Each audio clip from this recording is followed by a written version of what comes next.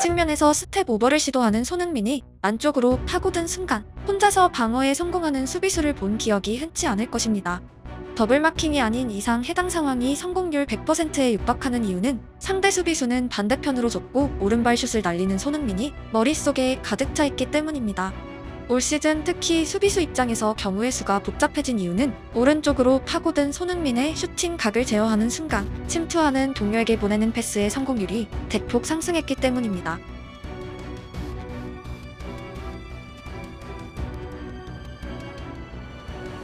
끝이 아닙니다.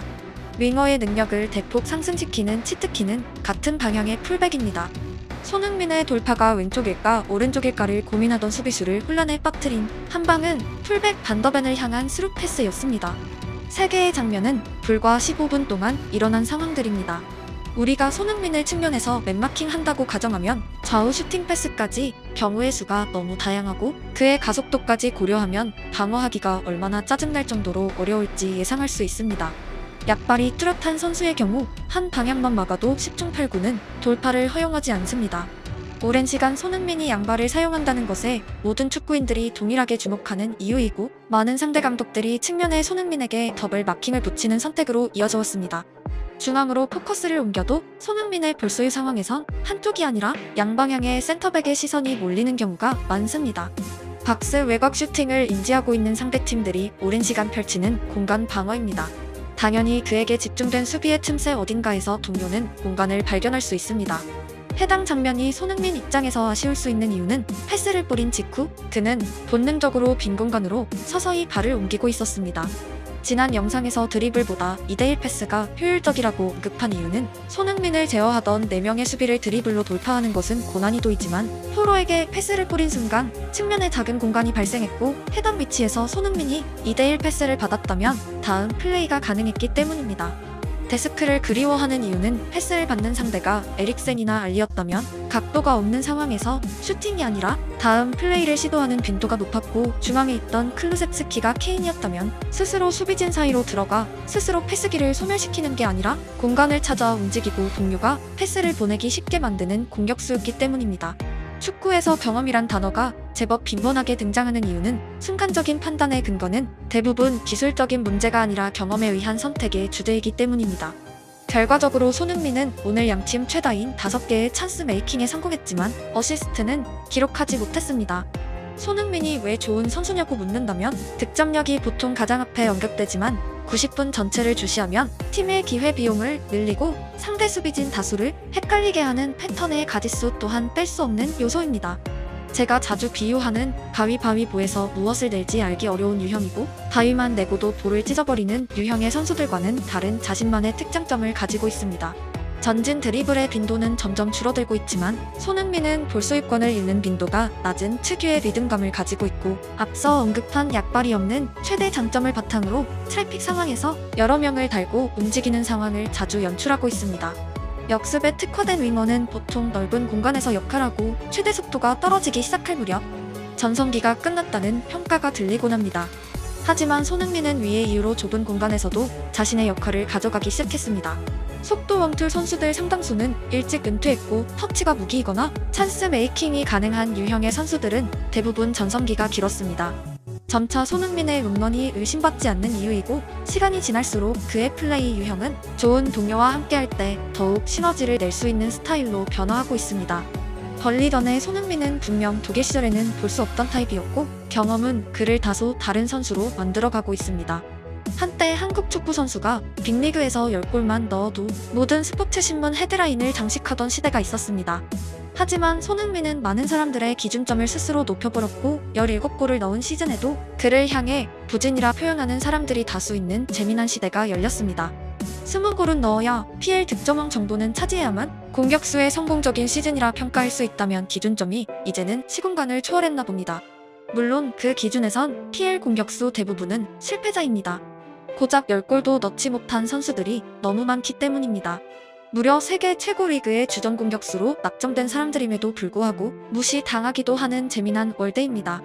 득점이 없는 날에 손흥민은 무조건 부진으로 표현하는 사람들도 있지만 5개의 찬스 메이킹을 부진이라 여긴다면 축구에 관해 뭐라 설명할 필요가 없습니다. 축구 상식의 주제가 아니라 지능의 문제이기 때문입니다. 90분간 한 골만 터져도 이기기도 하는 종목에서 5번의 찬스 메이킹이 어떤 수치인지는 교육으로 이해해야 하는 장르가 아니라 최소한의 지능과 관련된 영역입니다. 오늘 후반전 감행된 반더벤의 레프트백 전환은 결과적으로 통용되었습니다. 낯선 포지션에서 그는 다소 낮은 라인에 자리했고 윙어인 손흥민의 활동 범위를 넓혀주었습니다. 하지만 특유의 빠른 발로 순간순간 침투했던 움직임은 상대 입장에선 갑자기 나타난 제안이었고 윙어인 손흥민 입장에선 혼란 속에 찾아온 패스길이었습니다. 경기 내내 공격에 참여했던 우도기의 움직임보다 윙어의 입장에선 오히려 활용하기 편한 풀백이었고 본래 포지션이 센터백이기에 가져간 부득이한 경기 방식이었겠지만 상대에게 문제를 야기했다면 감독 입장에선 분명 생각할 만한 포인트입니다. 우도기의 경기 방식은 본인의 신체에도 무리를 초래했고 후반기 결과적으로도 상대팀에 큰 위협이 아니었으며 토트넘 공격진들의 간격을 지나치게 벌어지게 만들었기 때문입니다. 복싱에서도 같은 리듬으로 잽잽잽을 날리면 다 막아낼 수 있지만 잽잽 쉬고 갑자기 잽을 날리면 방어하기가 어렵습니다.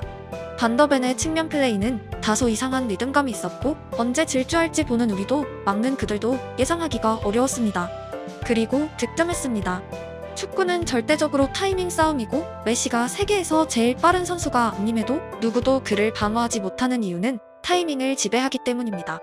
개인과 개인의 대결이 아니라 팀과 팀의 대결에서도 정확히 일치되는 주제이고 100킬로로 90분을 질주할 때보다 0에서 갑자기 100으로 올리는 순간마다 축구에서 다이나믹한 차이가 발생되곤 합니다.